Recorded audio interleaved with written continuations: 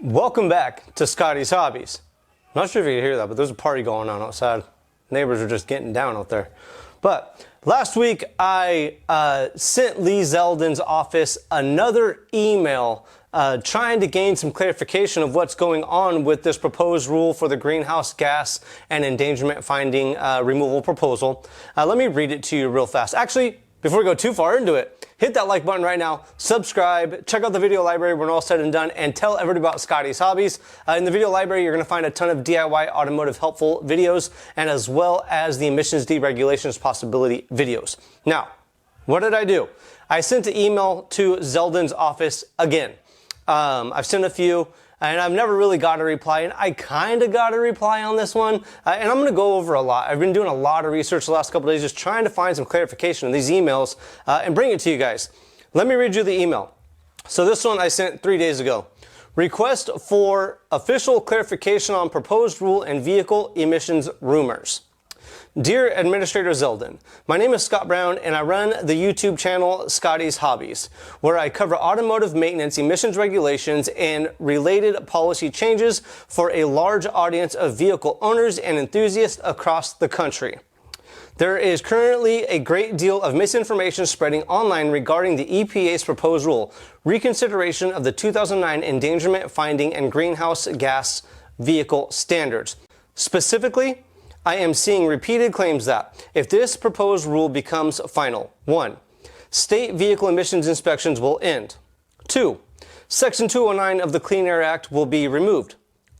3. Diesel deletes will be allowed nationwide. I would like to provide my audience with accurate information directly from the EPA to either confirm or debunk these rumors. My goal is to calm the public speculation, prevent the spread of false information, and help people stay focused on the facts. Would it be possible for you or your office to provide an official written statement or letter addressing these 3 specific points? I would like permission to use that statement in an upcoming YouTube video so that the viewers can hear directly from the EPA on this matter, or even a phone call I could record and provide to the audience.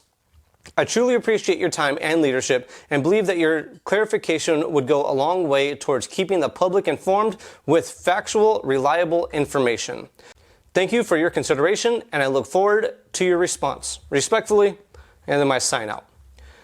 Now, usually I don't get a reply from anybody when I send these emails out, but I did get a reply from this one, and it actually was from the EPA press office again. They already replied to me once. I'm going to post that video right up here of their actual official response. And let me just read to you what they sent me. Oops, let me get to it. Of what they sent me on this one. It says, Scott, our office was forwarded an email that you sent to EPA Administrator Zeldin directly. We did send you some information in this thread. Did you get everything you needed on this inquiry? Thank you, EPA Press Office. So, again, go check out that original little card I just put up there for you guys to go check out. That includes the whole email that the EPA sent to me last week regarding some answers that I wanted. Pretty much everything I sent to Zeldin, I sent to the EPA press office, and they did reply. So I went back through their original reply. I'm like, of course, the first one is 209, or Section 209. Nothing's going to happen with that. So I started reading the second paragraph, going through it pretty well. And what caught my eye and made me do some more research today was, where'd it go? It says, as a result of these proposed changes, if finalized, the engine and vehicle manufacturer no longer have to meet previously set greenhouse gas standards. Greenhouse gas standards, right? This proposed rule does not address fuel economy targets set by the National Highway Traffic Safety Administration under the corporate average fuel economy rules. This proposed rule does not change the non-greenhouse gas emission standards or fuel economy targets or fuel economy testing requirements, yada, yada, yada. So I started looking at that. I'm like, is there a difference between greenhouse gases and non-greenhouse gases when it comes to the EPA? Because everyone is saying that this is going to get rid of all of the emission standards. So I started digging into it. I've been spending a lot of time on the EPA website today, just trying to find some information, which is really not that easy. But I did find this today. So this is on the EPA website. It's going to be right up here as well. Links in the description for everything that I talk about in any of my videos, so you can go check them out as well. So on this vehicle or smog vehicle emissions website, it states, cars, SUVs, and light-duty trucks that are fueled by gasoline, diesel, and E85 emit both greenhouse gases and smog-forming pollutants from their tailpipes. So that breaks it down to two different categories, I believe. And I think that's where the whole confusion out of all of the emission standards are going to be going away, and what I believe the actual proposal says, where Zeldin is stating that the greenhouse gas emissions are going away. There's two different types of emissions from vehicles according to the EPA. If we go down to the overview, greenhouse gas emissions right here. Greenhouse gases, GHGs, are emitted from the tailpipe of cars and trucks that combust fuel. Once greenhouse gases are released, they can stay in the atmosphere for 100 years or more. My text is really small on this. I wish you could see it. You can't even see it because it's so darn small. Oh, and it was off. Try that again. It's so darn small. All right, the last little bullet point we have right here.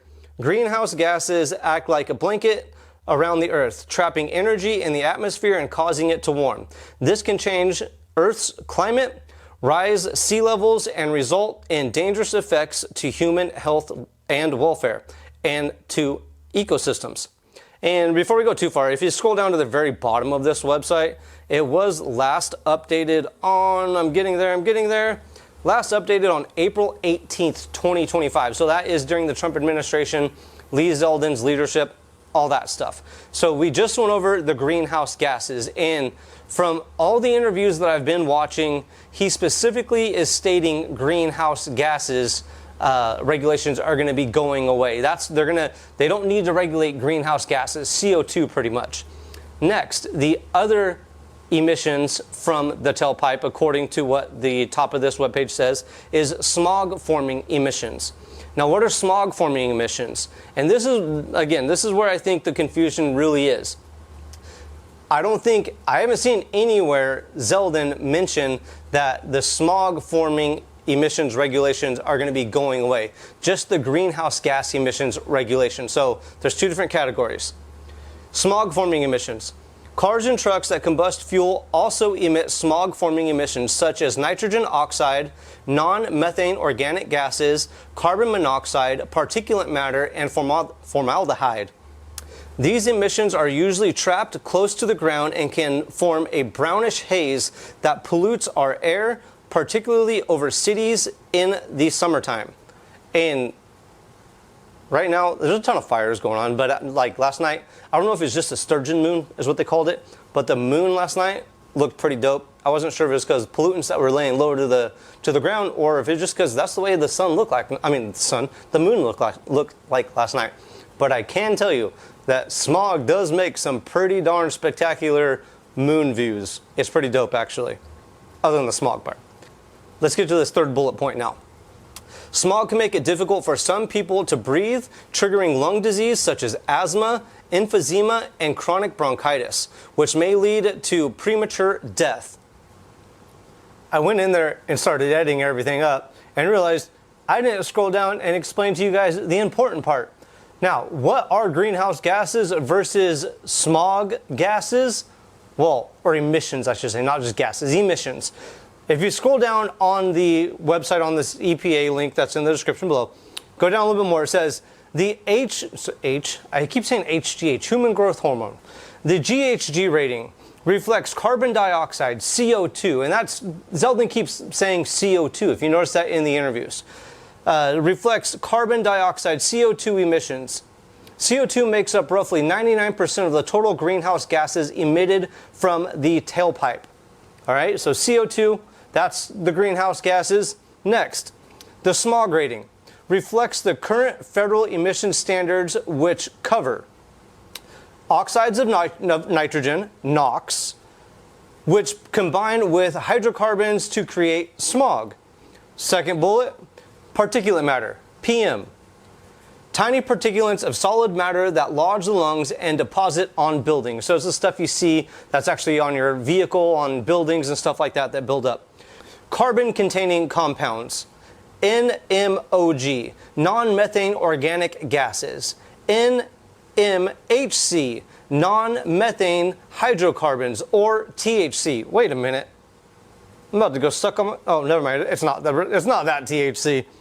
Total hydrocarbon content that contribute to the formation of ozone and smog. Carbon monoxide, CO, a colorless, odorless, and poisonous gas. Formaldehyde, HCHO, a lung irritant and carcinogen. Now, I think this is where everybody's getting the confusion.